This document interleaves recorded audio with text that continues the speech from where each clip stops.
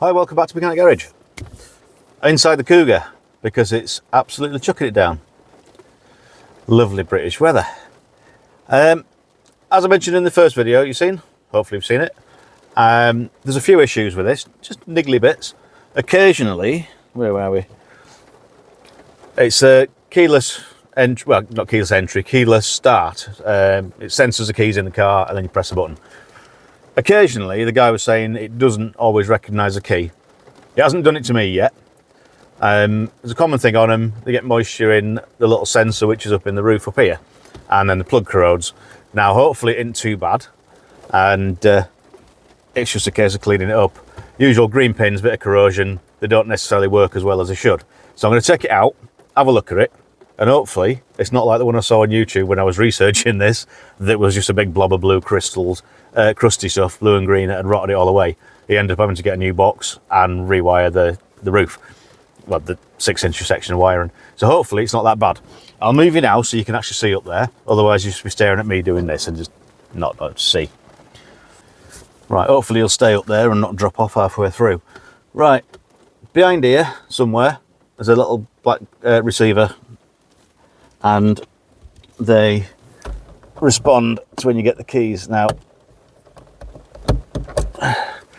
get that off. These should come off.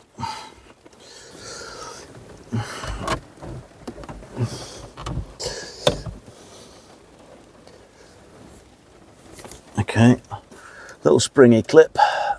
That should release it. There you go.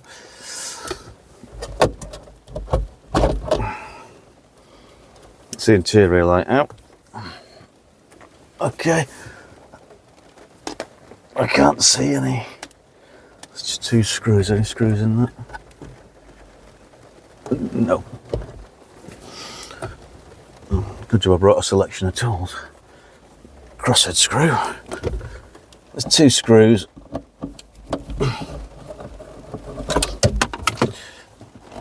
Nearly no screw. You basically undo this, drop this down, keep hold of the screw this time.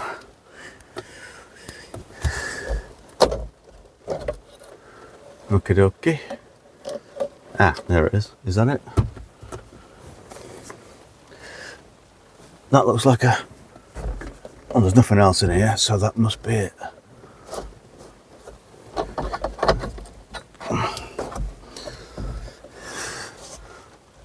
That looks a lot smaller than it did on YouTube. Feels a little bit damp. There's no sign of any condensation or moisture in there. Doesn't look like the aerial's leaking. That's got to come off anyway at some point because it's knackered. Yeah, this all looks dry, there's no... Where's that wiring go? It goes very light. Oh no, it goes to the... Yeah, okay, right. That's your little 3-pin plug, and luckily the wiring to it there, I don't know if you can see or not, probably not, is quite clean. I'm sure that's the right one. One way to test it. I switch it on. Right, that detects the key. If I disconnect that, if it will, there you go. Could always go online and look at the part number. So if I press it again now, no key detected. Right, okay, so that must be it.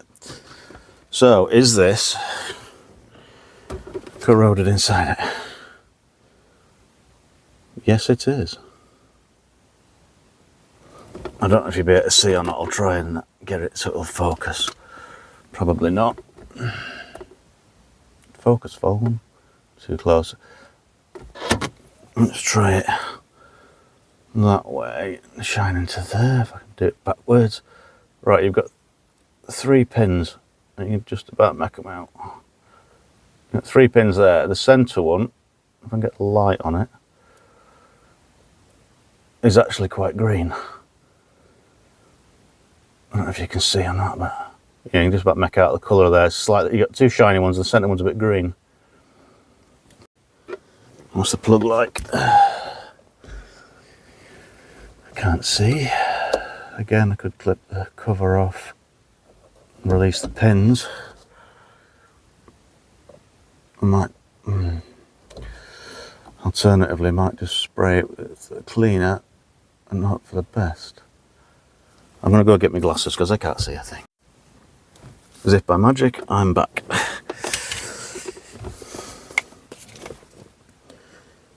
Yeah, the centre pin is definitely greener. Not horrendous, it's just a bit around the tip of it. Okay, this plug up here. It's a centre wire, the black one says Black Earth, quite possibly.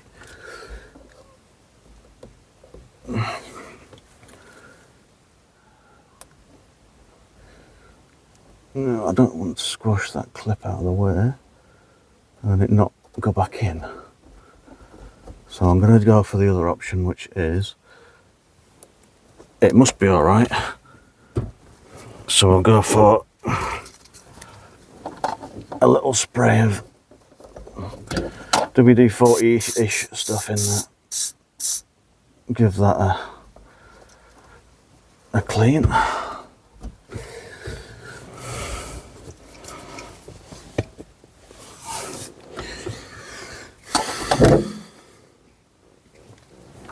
Could just one of these ones where you plug it in and out a few times and it scrapes any corrosion off.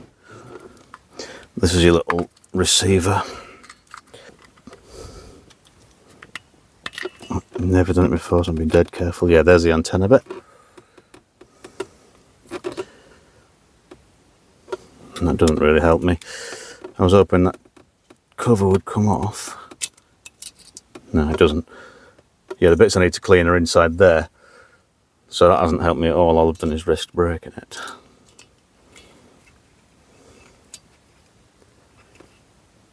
Yeah, that's moulded to the board. Although there is a bit of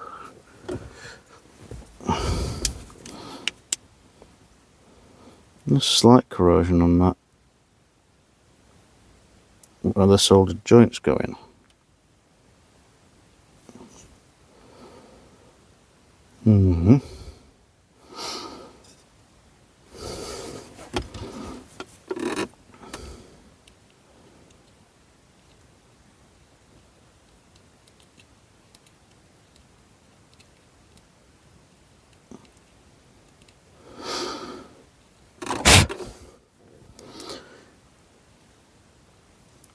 Yeah, they're good clean joints there.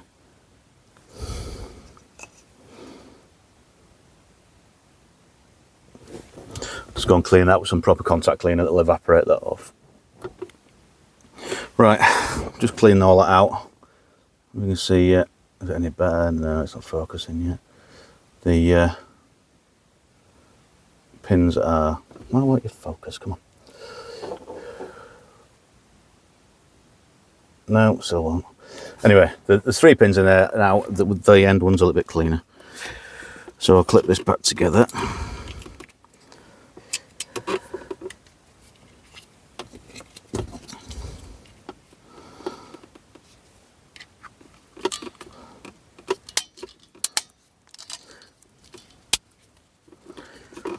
And plug that.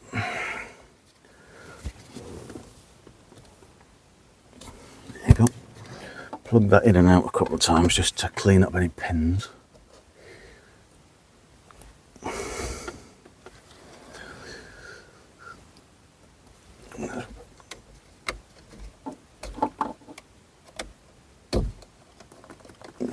Oh, hello. Okie dokie, where did that just come from? I don't know if you saw that. Yeah, you would have done. It just literally poured water all over my head. All over my legs. You see that? Where the hell's that come from? That's just run out of the roof lining. Hey? I'm glad that we're on camera. I just got rained on. Sat in the car.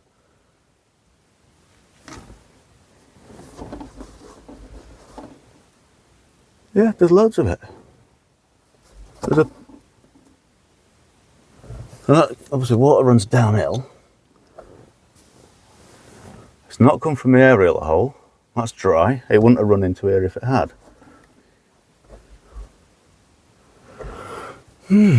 Okay, anyway.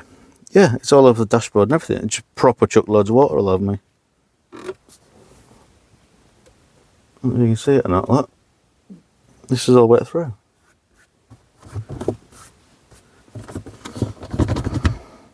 Well, I'm glad it did that, in a way.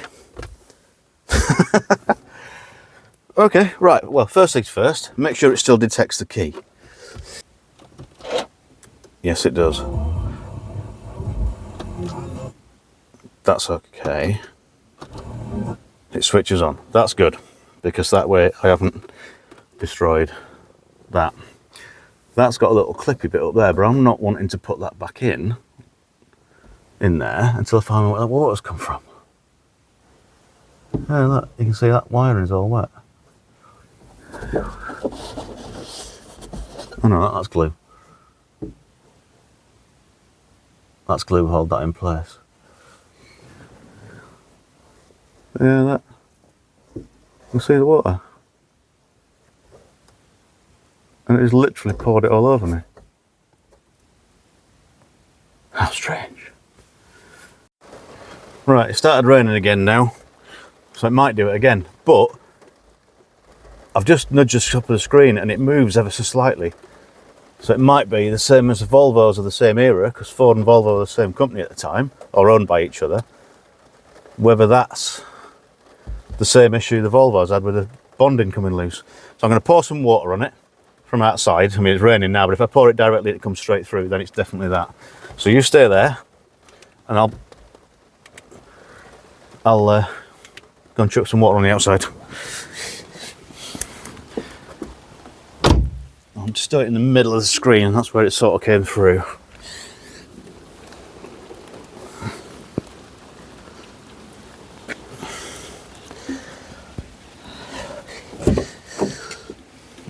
Oh, that's the channel full.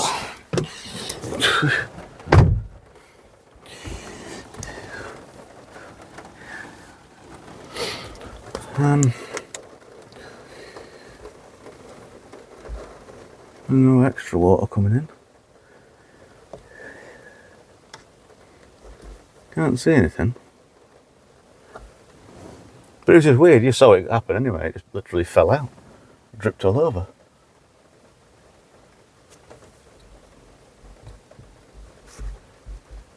I move the screen, is it moving at all? Was it just my imagination reflects? No, it definitely moves there.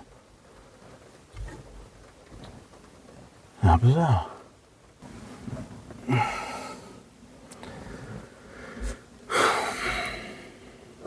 Oh, there's definitely more water coming in. There you go, it's starting to drip now. Where's that coming from? Is that coming from the... There's nothing on the dash and there's nothing down the inside of the screen.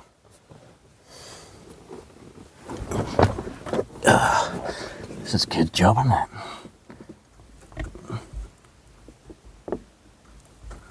Oh, absolutely soaking wet here.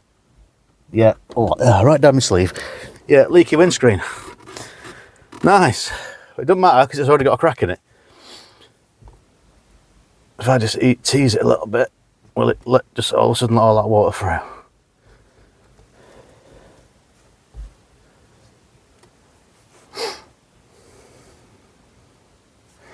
At least I found it.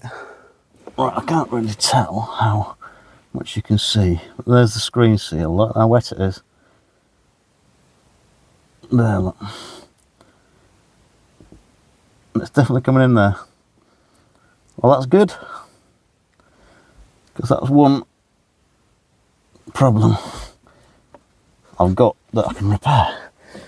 I'll just shove a cloth in there for now, stop it dripping out.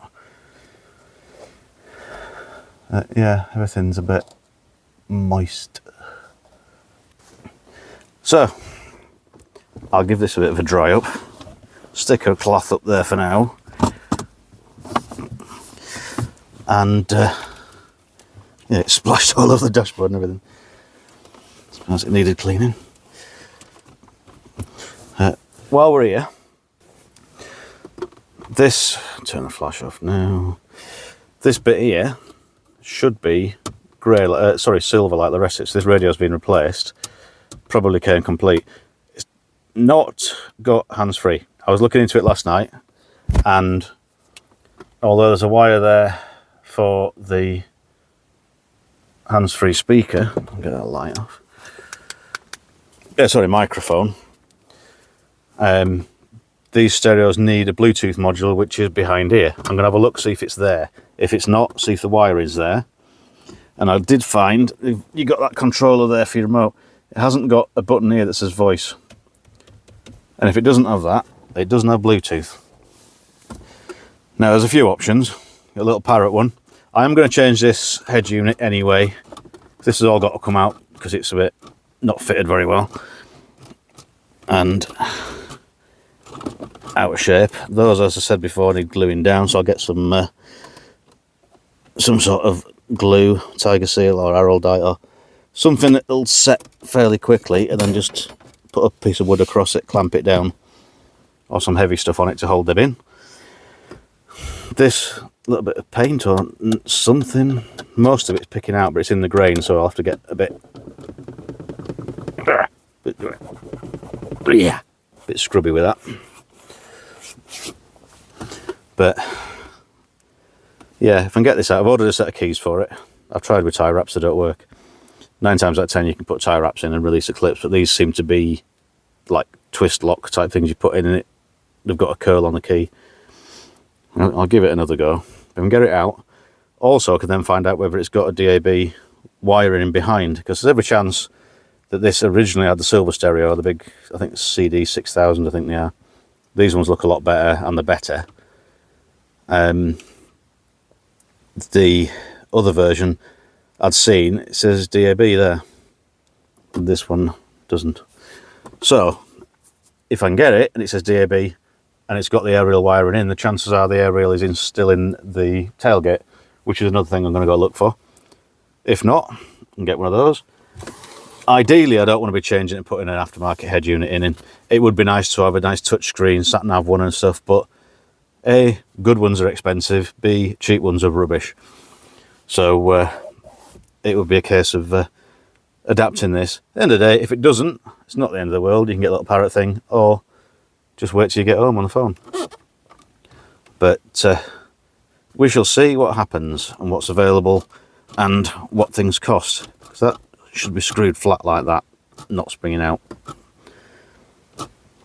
But it would appear somebody's tried to lever the radio out in the past because there's gouges and marks. But yeah, that should be silver to match this, which this clips off the radio anyway. So you buy the radio, they fit Fords, Kugas, Mondeos, Focus, Transits, everything. That's just a Ford fit radio. There's different variations of it. This is a CD player, but you get them with a 6 CD. I can't read that, but I think it just says compact disc. Yeah, it does. But you get them with the, yeah, that's it, because that button there would be load. One of those two, I think that one. To get 6 discs in, but nobody has CDs these days. I think all mine are in the loft. But I'm not going mad with it. It's not a high spec car, but condition wise, it's pretty good. I think they all have certain issues. This being one, but at least it hasn't corroded the. I think I'll stick it back on its Velcro plinth up there. There you go. It just sticks to there, and that's your receiver. Yeah, they all have certain issues. Everything does, really. It's just a case of finding one that hasn't got too many issues. But then, if you find one that hasn't got any issues, you're paying dealer prices and full whack. So, I don't like doing that. The other option is to find a broken titanium, and then swap the leather interior into it, swap all the Bluetooth bits, that'll have all the wiring, it'll have everything. Buy a cheap one, swap everything over, and then sell the rest on and probably get most of my money back. Be a cheap way of doing it. the car was cheap enough I can put a bit more money into it because it's tidy and long MOT, it's had the clutch and everything else. But then I could have just gone and bought a titanium that was a bit more expensive if I start doing that. But where's the fun in that? That escalated quickly. I managed to use cable ties to release the locks on the stereo. All I do is push through and they push these little plugs in. And I thought, why is this loose? It's because the screws were literally finger tight. And then I come out, I'd look, and there's wiring. There's a USB extension lead that was in the glove box that would have done nothing. There's I think the DIN plug. There you go. DIN plug in the back, which would been pulled through into the glove box, and that's what that was. And then there was also GPS style screw and antenna, which was then cut off at the other end. So I think it's had a different stereo in, and then had one put back in, left all the wiring that I don't need. I then found this one here. Where is it? There you go. Can't even find it, so I pulled it through a bit. Yeah. It's another DIN plug, which I then followed through, goes down through here and comes out here. So that's coming out because ain't nobody got an iPod. So that can all come out. There is no aerial connection for a DAB as far as I can tell. There's nothing else tucked down behind here. There's just that one there. That's the normal aerial. So there isn't anything, so I would need to put the extra patch cables in to update it. So I haven't taken the plugs out of the radio because I haven't guaranteed that I haven't got the code. There is a code written up here, a 4-digit number. Is that it? I don't know. I don't want to risk it. I could get it easy enough, but I don't want to risk it because at the moment it works. Until I've got another one, I'm going to leave it plugged in. I'm going to get these repaired while I'm out, while it's apart, because it's literally this edge along here and a bit underneath. Clamp it down, as I say, a little bit something straight to keep it flat, bond it back on. Job's a good one. Fabric fell off the vent. I'll stick that back on with a bit of, let's have a look, a bit of super glue. It should be on there like that one is, but the glue's dried up, so I'll just spot a super glue around that to hold that in place when it goes back together. Yeah, I always got to take things to bits, me. I used to do it as a kid.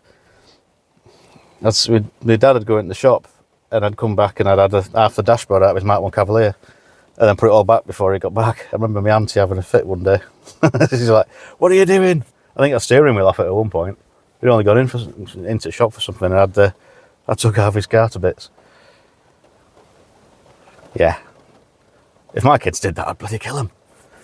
But back then, cars were easy. The screwdriver in the door pocket, exposed screws everywhere. You just take stuff to bits, see what it's like, put it back together.